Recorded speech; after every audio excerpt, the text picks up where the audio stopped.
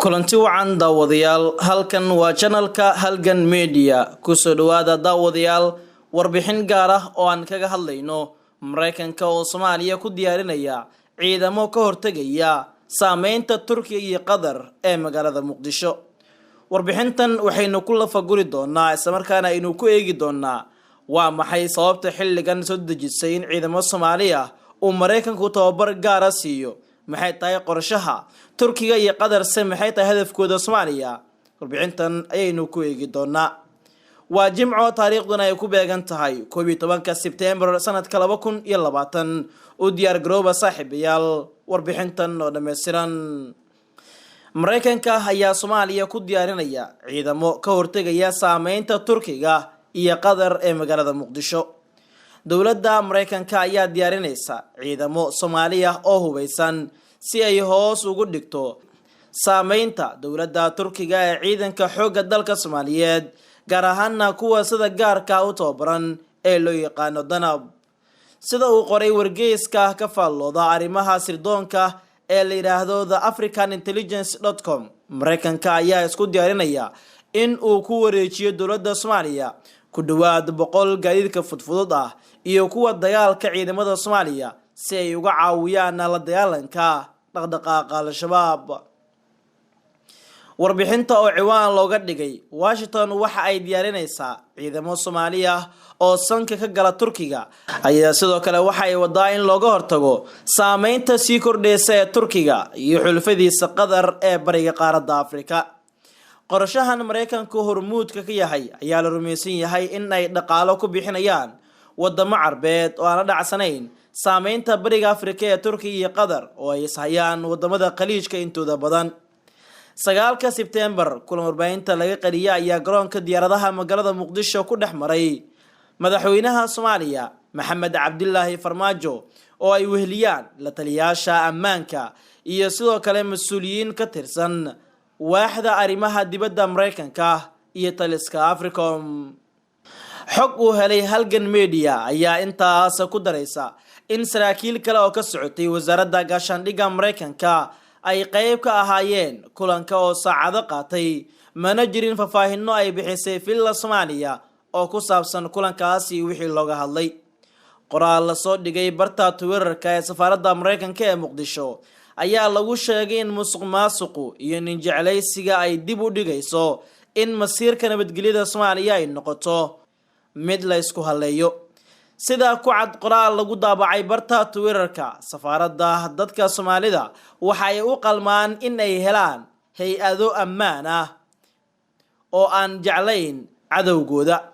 safaaradda Mareykanka ee Soomaaliya waxa ay taageeraysaa ayaa la yiri dib u habeynta hay'adaha ammaanka, taasoo mustaqbal ifaya u horseedaysa Soomaaliya iyo Soomaalida. musuqmaasuqa iyo nin jeclaysigu wuxuu carqaladeynayaa horumarka dib u habeynta, wuxuuna wiiqayaa ammaanka dadka Soomaaliyeed, wuxuuna xoojinayaa awoodda cadowga Soomaaliya ayaa lagu yiri war qoraal oo ka soo baxay safaaradda Mareykanka ee Muqdisho.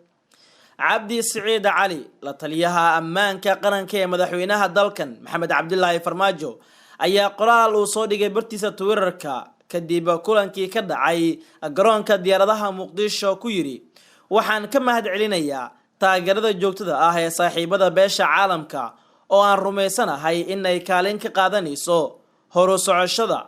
hay'adaha Soomaaliya. waa in laga talageliyaa si muuqatana ugu lug lahaadaan dejinta iyo hirgelinta dib u habeynta amniga, ayuu hadalkiisa sii raaciyay. kulanka kadib waxaa soo ifbaxay in shaqada laga joojiyay saraakiil sarsare oo ka tirsan ciidanka sida gaarka u tababaran ee Danab, kuwaas oo sheegay in ay shaqo joojintooda ku lug leeyihiin saraakiisha Africom ee ku sugan xerada Bilidogle ee gobolka Shabeellada Hoose. mas'uuliyiinta Danab ee xilka laga qaaday ama shaqada la joojiyay waxaa kamid ah taliyaha ciidanka Danab Gaashaanle Ismaaciil Cabdimaalig Maalin iyo xubno kale, kuwaas oo la sheegay in Mareykanku farta ugu fiiqay taliska ciidanka xoogga dalka Soomaaliyeed in saraakiishaas xilka laga qaado si loo wiiqo awoodda ciidanka Danab iyo Gorgor ay ku leeyihiin dagaalada ka dhanka al-shabaab iyo guud ahaan gobolada dalkan Soomaaliya. Mareykanka ayaa kamid ah dalalka Soomaaliya ka caawiya la dirirka waxa loogu yeero argagixisada, dhismaha dowladnimada, kobaca dhaqaale iyo arrimaha bini'aadanimada, balse wuxuu ka gaabiyay in uu madaxda kula xisaabtamo dhaqaalahaas oo idil. sida ku cad warbixin cusub ee soo saartay jaamacadda Brown ee dalka Mareykanka, dagaalka ka dhanka xoogagga Islaamiyiinta ee loogu yeero argagixisada ayaa Washington uga baxday lacag dhan 6.4 trilyan oo dollar, waxaana ku dhintay in ka badan 800,000 oo qof. rabshadaha dagaalka tooska ah iyo ugu yaraanba 37 ilaa 59 milyan oo qofood ayaa iyana ku waxyeeloobay. marka la fiiriyo saameynta Turkiga ee magaalada Muqdisho ayaa waxay ka dhigaysaa mid xoogan oo u dhow dowladda federaalka, waxaana Turkigu dowladda Soomaaliya u tababaraa ciidamo dhowra kuwaas oo ka kala tirsan booliiska iyo militariga Soomaaliya. gaar ahaan waxa uu tababarka u badan uu ku bixiyaa ciidamada haramcad ee booliiska sida gaarka u tababarana, iyo sidoo kale ciidanka gorgor iyo danab qayb kamid ah oo ah kumaandooska ciidanka xoogga dalka Soomaaliyeed. Mareykanka oo hadda gadaal ay ka riixayaan wadamo Sacuudiga iyo Imaaraadka ay kamid yihiin ayaa hadda dadaal ugu jira sidii uu meesha uga saari lahaa awoodda iyo weliba loolanka Qatar iyo Turkiga ee Soomaaliya, isagoo doonaya inuu dhiso ciidamo gaar ah kuwaas oo Soomaaliya loo tababarayo balse lagu wiiqayo awoodda laguna baacsanayo xoogagga ay ku dhex leeyihiin Muqdisho, Turkiga iyo Qatar. dadka ka faalooda arrimaha ammaanka ayaa kula taliyay madaxweyne Farmaajo inuusan raacin go'aanka Mareykanku uu ku doonayo mar kale in tababar uu siiyo ciidamo Soomaaliya, iyagoo sheegay in taasi ay wiiqayso dadaalkii dhismaha ciidanka dalka Soomaaliya ay wadeen Turkiga iyo Qatar. waxaana loogu digay madaxweyne Farmaajo in uu arintaasi meel mariyo qorshaha Mareykanku uu damacsan yahay, iyagoo sidoo kale kula taliyay madaxweynaha in labada dhan uu isku eego waxqabadkooda iyo dhismaha iyo cidii wax ku soo kordhisay dalkan Soomaaliya. Turkigu hadda waa awood muuqata marka loo fiiriyo gudaha dalkan Soomaaliya, gaar ahaan dalalka beesha caalamka ee Geeska Afrika ku loolamaya, wuxuuna saldhigga ugu weyn meel ka baxsan wadankiisa uu ku leeyahay Soomaaliya, gaar ahaan magaalada Muqdisho, iyagoo sanad kasta ay ka soo qalin jebiyaan 1,000 ilaa 1,500 oo askar oo isugu jira booliis iyo kuwa ciidanka xoogga dalka Soomaaliyeed. Mareykanka ayaa dhowr jeer oo hore shaaciyay in Soomaaliya uu kaga baxay sugidda amnigeeda kaliya lacag dhan 5.3 bilyan oo dollar, welina aysan jirin wax natiijo ah oo ka soo baxday lacagahaasi Mareykanka kaga baxday. soo rogaal celinta Mareykanka ee xilligan iyo dib u habeynta ciidamo kale ee Mareykanka uu doonayo ayaa ka dhigan mar kale in qalqal la geliyo amniga Soomaaliya oo 4 sano ee la soo dhaafay dowlad gaar ah gacanta ugu jirtay, gaar ahaan Qatar iyo Turkiga oo ciidamo iyagu ay tababareen sugaya amniga magaalada Muqdisho iyo gobolada qaar ee dalkan Soomaaliya.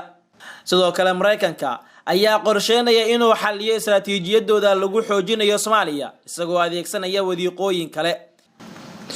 Mareykanka ayaa sidoo kale waxa uu Soomaaliya ka geystaa duqeymo cirka ah kuwaas oo waxyeelada ugu badan ay ka soo gaarto dadka rayidka ah ee ku dhaqan dhulka fog ee miyiga gobolada dalkan Soomaaliya.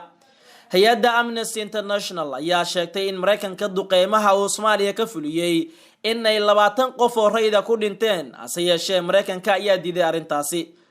Amnesty oo warbixinta Mareykanka ku tilmaamtay mid bogaadin mudan oo muujinaysa howlgallada military ee sida qarsoodiga ah sanadahan dambe uga socday Soomaaliya iyo saameynta ay geysteen, waxayna ku baaqday in la diyaariyo nidaam dadka rayidka ah ee waxyeeladu soo gaartay warbixinadooda bog Mareykanka u diyaarinayo oo uu ku soo gaarsiiyaan, maadaama dadka ku nool dhulka miyiga inta badan aysan haysan telefoon u sahlaya soo gudbinta xogaha adeega internetka inay helaan ay ku adag tahay. marka la fiiriyo hadda dhaqaaqan cusub ee Mareykanka uu bilaabayo iyo sidoo kale dhismaha ciidankan cusub, Turkiga ayaa arintan walaac xoogan ku muujinaysa, hase yeeshee xogo hoose oo uu helay halgan media waxa ay sheegayaan in Turkiga qudhiisu uu doonayo in uu keeno istaraatiijiyo cusub uu kaga hortagayo Mareykanka iyo xulafadiisa Carbeed si aysan u wiiqin awoodda uu ku leeyahay bariga Afrika, gaar ahaan Soomaaliya. guud ahaan daawadayaal waa nageynta warbixintii gaarka ahayd ee aan kaga hadlaynay Mareykanka oo Soomaaliya ku diyaarinaya ciidamo ka hortagaya saameynta Turkiga iyo Qatar ee magaalada Muqdisho. haddaba daawade warbixintan iyo sidee kula tahay noogu reeb fikirkaaga qaybta hoose ee commentiska. tan iyo kulan dambe, nabadgelyo.